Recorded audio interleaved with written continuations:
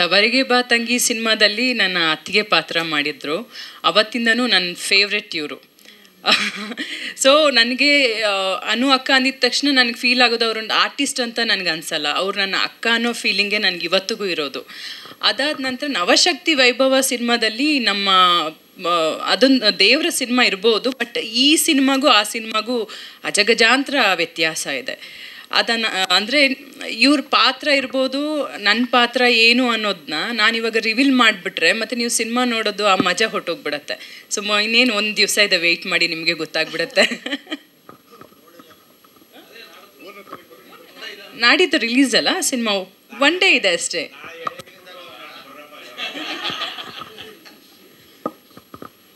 Thank you madam.